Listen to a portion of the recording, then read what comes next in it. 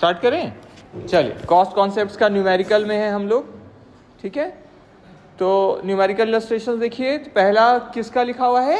Fixed cost, है ना। तो फिक्स्ड कॉस्ट जैसे हम लोग जानते हैं, एक लेवल तक कल भी देख रहे थे, क्या होता है? सेम, है ना। तो देखिए, एक फैक्ट्री पे करता है मंथली रेंट कितने का? 50,000, ठीक है, बोलिए, है ना। आउटपुट अगर 1,000 भी है तो हम टोटल रेंट कितना दे रहे हैं? वही 50,000। क्लियर है?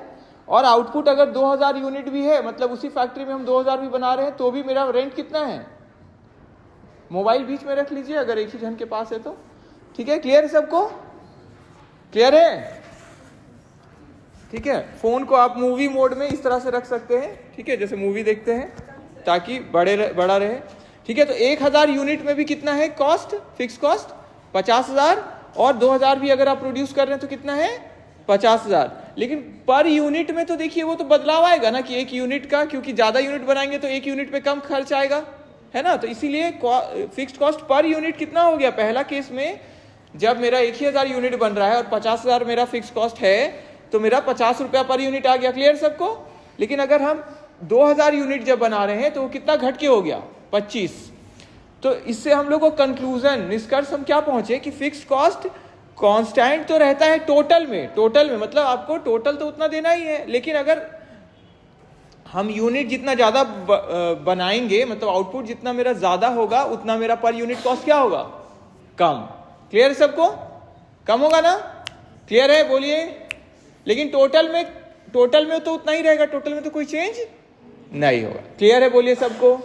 रेंट तो हर महीना उतना ही देंगे। क्लियर है सबको?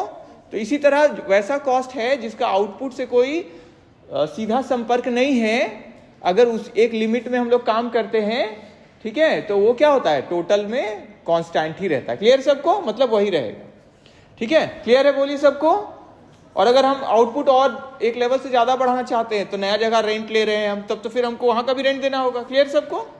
क्लियर है? बोलिए।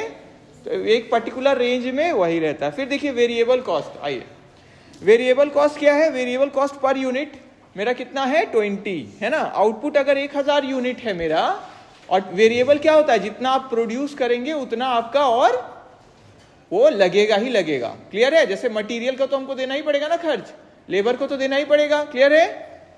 जो हेल्प करते हैं बनाने में, ठीक है। तो 1,000 अगर हम मेरा आउटपुट है तो 20 रुपए के हिसाब से टोटल कितना हो गया मेरा वेरिएबल? 20। और अगर हम 2,000 करेंगे तो 2,000 इंटू 20। क्लियर है? बोलिए सबको। थोड़ा आप लोग पार्टिसिपेट करिए, जोर से बोलिए। क्लियर है? पार्टिसिपेट करिए तब ना अच्छा लगेगा आपको भी। तो variable cost changes directly with output. जैसे जैसे मेरा आउटपुट बढ़ता है, मेरा वेरिएबल कॉस्ट क्या होगा? इसलिए नाम क्या है? वेरिएबल। वेरी जो करे, है ना, जो वेरी करे, जो क्या करे? चेंज करे। जैसे हम आउटपुट अपना बढ़ाएंगे वैसे वो क्या होगा? चेंज हो जाएगा, है ना, बढ़ेगा। और घटाएंगे आउटपुट तो क्या होगा? घटेगा। ठीक है, वेरी गुड। आइए फिर देखिए सेमी वेरिएबल कॉस्ट। कल जैसे कर रहे थे ना सेमी वेरिएबल, कुछ पार्ट क्या है आपका? फिक्स्ड है और कुछ क्या है? वेरिएबल। इसीलिए नाम क्या है इसका? Semi variable cost. देखिए तो इलस्ट्रेशन में बताया गया, अगर इलेक्ट्रिसिटी बिल मेरा फिक्स है, कितना का फिक्स है? बोलिए 2,000 रुपया हमको देना ही है, और 5 रुपया पर यूनिट आपको लगेगा। मतलब एक यूनिट भी और अगर मतलब आप यूज करते हैं एक यूनिट, तो उसका 5 रुपया भी देना पड़ेगा। तो अगर मेरा आउटपुट हो रहा है 1,000 यूनिट का, ठीक है, और 5 रुपया पर यूनिट है, तो वेरिएबल तो मेरा 1,000 इंटू 5 लगेगा ही लगेगा। 2,000 तो हमको ऐसे भी देना ही है, ठीक है। तो 2,000 तो मेरा फिक्स है कि वो हमको देना ही है, और एक यूनिट प्रोड्यूस करते हैं तो उसमें मेरा कितना हमको देना पड़ता है इलेक्ट्रिसिटी बिल? 5 रुपया। तो 1,000 हम प्रोड्यूस किए, तो 1,000 इंटू 5 कितना हो गया? 5,000। और 2,000 वैसे भी हमको देना है, तो 2,000 और प्लस ये वेरिएबल, मतलब फिक्स्ड 2,000 हुआ, और वेरिएबल कितना हुआ मेरा? 5,000। टोटल कितना हो गया? 7। तो ये हमको, इसको क्या बोलते हैं हम लोग? सेमी वेरिएबल, जिसमें दोनों एलिमेंट होता है। कौन कौन सा? फिक्स्ड भी और वेरिएबल भी। क्लियर है सबको?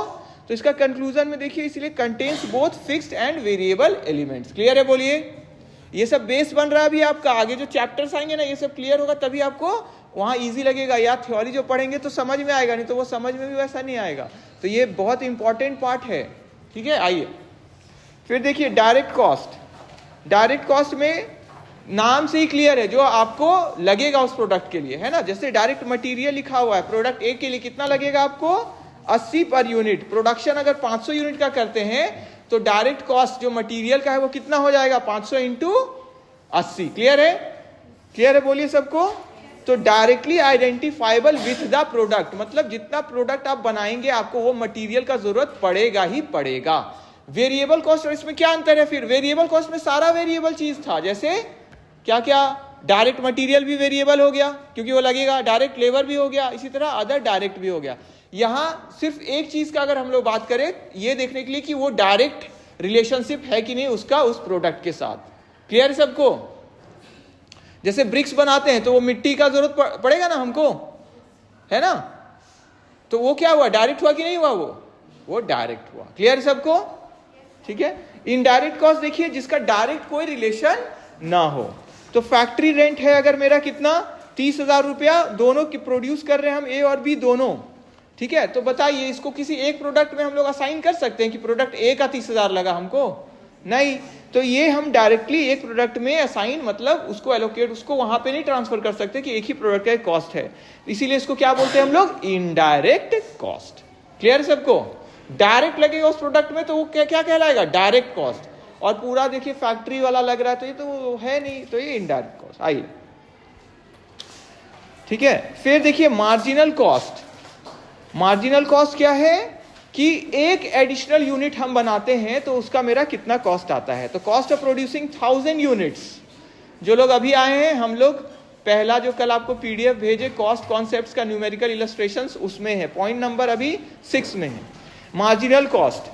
तो कॉस्ट ऑफ प्रोड्यूसिंग 1000 यूनिट्स अगर कितना है मेरा 60,000 और 1001 यूनिट हम बनाते हैं, मतलब कितना बढ़ाए और एक यूनिट और बढ़ाए तो कितना हो गया 60,000 50 रुपया। तो एक्स्ट्रा कितना मेरा हुआ 50। तो इसी को क्या बोलते हैं? मार्जिनल कॉस्ट, मतलब cost of producing one additional unit. एक यूनिट और अगर हम बढ़ा दे तो मेरा कॉस्ट कितना है, उसी को क्या बोलते हैं? मार्जिनल। क्लियर हो गया सबको? ठीक है। थोड़ा जो बढ़ा बस एक यूनिट के कारण। आइए फिर देखिए अपॉर्चुनिटी कॉस्ट।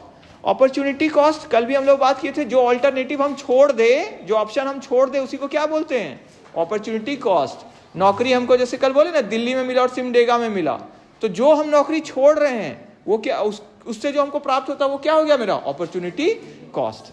तो यहाँ पे देखिए एक बिजनेसमैन के पास अगर अपना ही बिल्डिंग में वो बिजनेस कर रहे हैं तो अगर उसको रेंट करते तो उनको कितना मिलता? तो उनका अपॉर्चुनिटी कॉस्ट कितना हुआ? यही 15,000, क्योंकि वो छोड़ रहे हैं ना, अपना बिल्डिंग कर रहे हैं, अपना दुकान खोल लिए, अपना शोरूम खोल लिए, है ना, अपने लिए यूज कर लिए, तो वो अपॉर्चुनिटी कॉस्ट हो गया। तो भले ही कोई कैश पे नहीं करना पड़ रहा है, ठीक है, लेकिन या आ नहीं रहा है, लेकिन ये रेलिवेंट है। रेलिवेंट मतलब इसको हम लोग डिसीजन के लिए कंसीडर करेंगे, मतलब अपने ध्यान में लेंगे। क्लियर है सबको? ठीक है। संक कॉस्ट, कल बोले ना संक कॉस्ट मतलब जो डूब गया, मतलब जो हो गया, अब उस पर विचार नहीं कर सकते हैं। ठीक है। मशीन जैसे खरीद लिए, देखिए cost of old machine 1 lakh, already आप पर पेड है, ऑलरेडी पेड, खरीद चुके हैं आप, तो बताइए अब डिसीजन आप करेंगे कि रिप्लेस करें कि नहीं करें? अब आपके हाथ में डिसीजन, आप तो खरीद लिए, है ना। समझ में आया सबको? तो संक कॉस्ट कितना हो गया आपका? जो डूब गया, मतलब जो चला गया, उसमें डिसीजन नहीं कर सकते, कितना?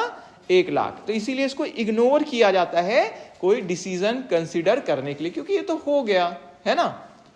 आपके पास 20 रुपया था, 15 रुपया का समोसा खा लिए, अब आप सोच सकते हैं कि ये 15 रुपया का हम क्या करें? सोच सकते हैं? वो तो गया, है ना। तो जो ऑलरेडी हो चुका उसके बारे में डिसीजन मेकिंग हम लोग नहीं करते, वो हो गया। Relevant cost. रेलिवेंट कॉस्ट जैसे अभी ही बताया, रेलिवेंट मतलब क्या होता है? जिसको हम लोग ध्यान में लेते हैं, जिसके बारे में हम सोचेंगे। जैसे ऑप्शन ए का है, देखिए कॉस्ट आ रहा है 70,000, ऑप्शन बी का आ रहा है 85,000। तो इसमें जो कॉस्ट डिफरेंस है जो हम कंसीडर कर सकते हो कितने का है? 15,000 का। तो ओनली कॉस्ट जो डिफर करता है बिटवीन ऑल्टरनेटिव्स आर रेलिवेंट। ठीक है। सिंपल में एक एग्जांपल देते हैं आपको, ठीक है। जैसे जीएसटी जो आप लोग पढ़े हैं, तो अगर कोई कंपनी कोई ऑर्गेनाइजेशन ये डिसाइड करता है कि जीएसटी में अगर हम जाते हैं तो मेरा कॉस्ट टोटल कितना बनेगा, हम मेरा, और नहीं जाते हैं तो मेरा कॉस्ट कितना बनेगा। लेकिन उसमें कुछ कॉस्ट ऐसा हो सकता है जो लगेगा ही, या तो ये ऑप्शन मेरा चाहे ये ऑप्शन मेरा। जैसे जो रेंट है वो तो देना ही पड़ेगा आपको, है ना।